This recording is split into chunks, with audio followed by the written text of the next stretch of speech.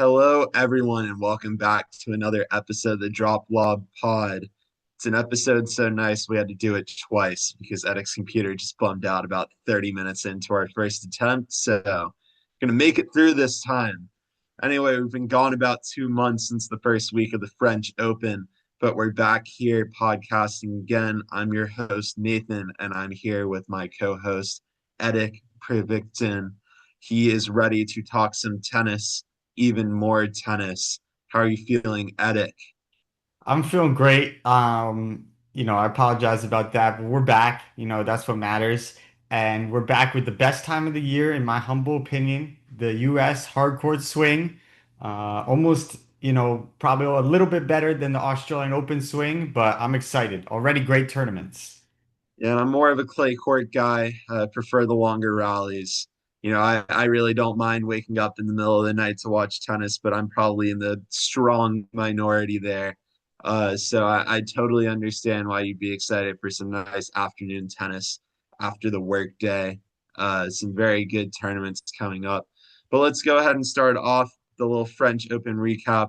I was able to catch Edic by surprise the first time, but since he wanted to restart the podcast, he now knows what's coming. We've got a double championship from his two least favorite players at the time, Mira Andreeva on the women's side, one of my favorite women's players, Alexander Zverev on the men's side, a player that Edic might be gaining some more respect for now, gaining his illustrious first title, or ever elusive, I should say. Many thought he would never see the light of day of a major title about a year ago, myself included. And now here he is, a champion. How are you feeling about those two titles, Ede? Yeah, listen, I think that when it happened, when Zverev won the title, most people were still not sold on him because the way in which he won it, he still had to battle and win in 5 sets against Cavoli. But his performance at Wimbledon sort of backed up that, he has improved in areas. I think he played as well as he could at Wimbledon, being extremely aggressive. And, Sinner got the better of him, but ultimately he did himself proud in Wimbledon. And, what was funny was for a second there, we were like, oh my God, this guy might win two or three Grand Slams, and like, where does that put him Yeah, overall, right? So I'd still like to see it happen. If somehow he does get to a two or even three Grand Slams, then you start getting into a conversation of like, well, did he have a better career than Wawrinka, or did he have a better career than Murray? Because he has everything. He's won the gold medal, tons of thousands. He's won the ATP World Tour Finals. The only thing he's missing is being world number one. So, yeah. yeah, And I should add, he has 25 career titles. When I was on my way to tennis digging. So 25 titles, significantly more than Stan Wawrinka in the career, actually. Andy Murray still got him beat by a significant margin, but right. yeah, quite an accomplished player. And that gold medal is very slept on as well. Very, very impressive accomplishment that few have, considering it only comes around once every 4 years. Um, and then on the women's side, as we saw, I didn't answer for a reason, but had Mira Andreeva, obviously neither player with the caliber of opponent you might expect in a final. She beats qualifier Maya Shwalinska to come through in the title in pretty convincing fashion. How did you feel about that? Yeah, I mean, it was not surprising that she won that final. And overall, even though I've been, sort of hating on her, not surprising that she won a Grand Slam because she's an extremely high level player. And in the women's game, you have a lot of parity and opportunity to win. So I wouldn't be surprised if she wins three or four, to be honest. She's a better tennis player than someone like Coco Gauff. If she can get that Yeah. competitor, if she can get the mentality, then she'll be in the running for all of them. Yeah, and seeing Edit come around on Mira is one of I my still don't favorite like moments. her. But I but still don't like her. women's tennis is so deep. I really do enjoy it right now, and we'll be getting more into it as the episode continues. In fact, we'll be getting more into it right now because as we move on to Wimbledon, the next major, we had a much more familiar champion on the men's side, and none other than Jannik Sinner was down 2-1 in the first match against Miomir Kekmanovic, who, as Edek and I previously discussed off air, he said is a very underrated and very dangerous player. Both of us really did think there was a chance that Kekmanovic would win that, especially after seeing Jannik Sinner tail off so hard at the French Open. But he managed to maintain his composure, make it all the way through, and beat Zverev in 4 sets in the finals, grabbing his first Grand Slam of the calendar year, as Edek had also mentioned. So he was in some serious danger and down a set to Alexander Zverev in the Wimbledon final. And how did you feel about both of their levels in that final? Yeah, listen, Sinner was in trouble in the first round. He managed to get through it, and I think when he got through that, it was pretty clear that he would be, the favorite for the final. I think Sinner didn't play great in the final. I've seen him play better before, but his 75-80% is still better than Zverev's. And Zverev dipped in the sets 2 through 4. So listen, I mean, it was a big win for Sinner, right? Because he hadn't won anything since Wimbledon last year. So to be able to win that title and now going into the US Open as the heavy favorite is extremely important for him. Yeah, absolutely agree. Sinner pulling through that in 4 sets. And then on the women's side, we saw yet another new major champion in the Czech Linda Noskova. She faced quite a little bit of adversity in the final. She was up a set and I believe like 5-2. Uh, Ended up blowing like 5 match points against Karolina Mukova. Mukova eventually breaks in an absolute grind of a game, manages to push it all the way back, wins that second set 7-5, not even being forced to see a tiebreaker. Mukova comes into the third set, sees maybe 3 break points of her own in the first game, doesn't convert any of them, and then quickly goes down love 3. Noskova manages to collect herself mentally and serve the match out relatively straightforward to win that third set 6-3. Very impressive stuff from Linda. How did you feel about that, and what do you expect from her going forward?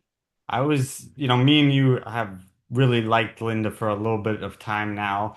And for her to be able to pull that out after being up big and losing all those chances, she really showed great mental fortitude. Usually doesn't happen that way. So I was really happy to see her win.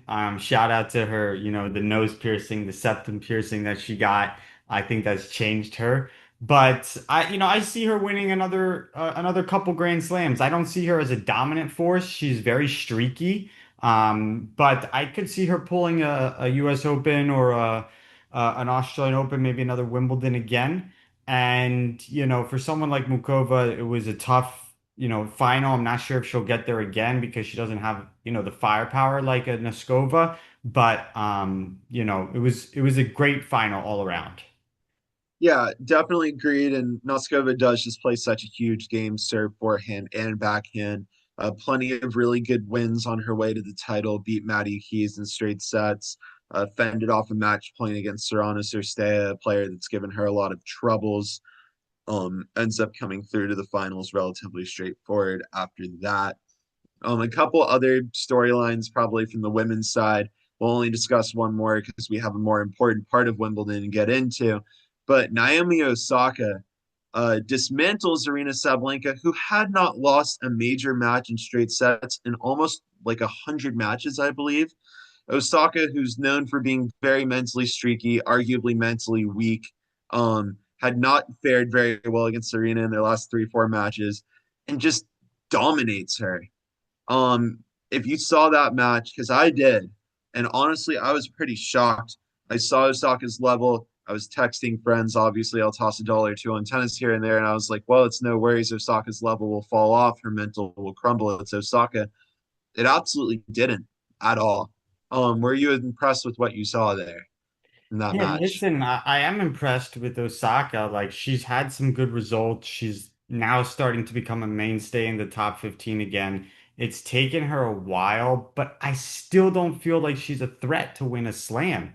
There's just something about it, like where she hasn't really quite put it together, at least the consistency. You'll even see after Yeah, Wimbledon in some of her results. So, I think the storyline more is about Sabalenka and her. And I keep saying this, for all of the success that Sabalenka has had, she has still underachieved, you know?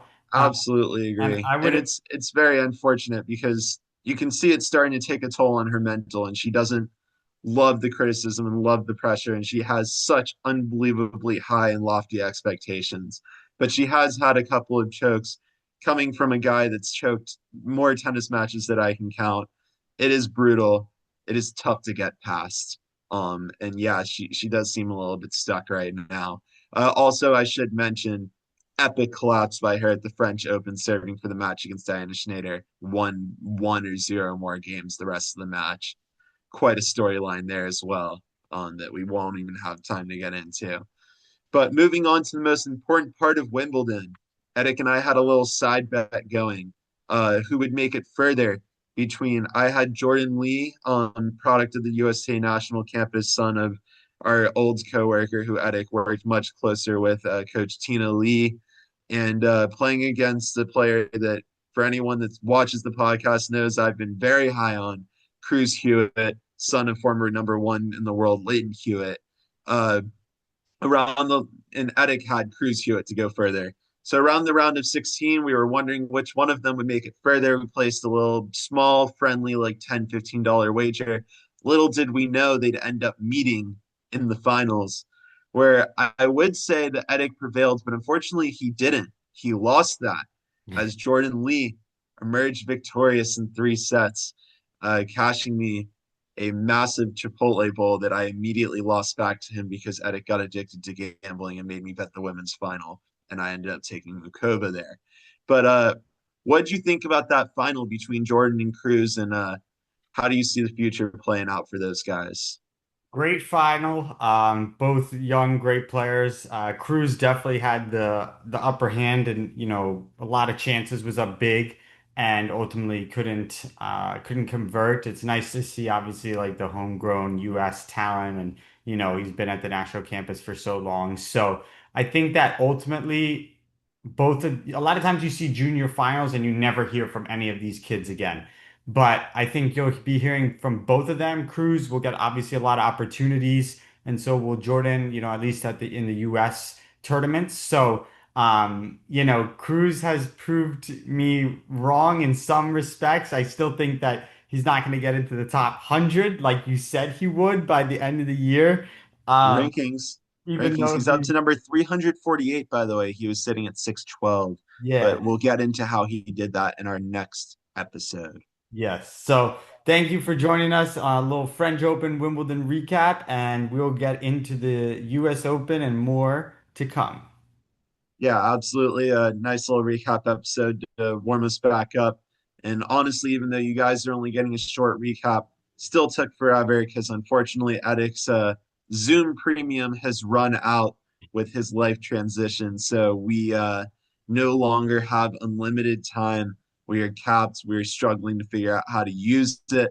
But I believe in the next episode, hopefully, we'll get it more straight.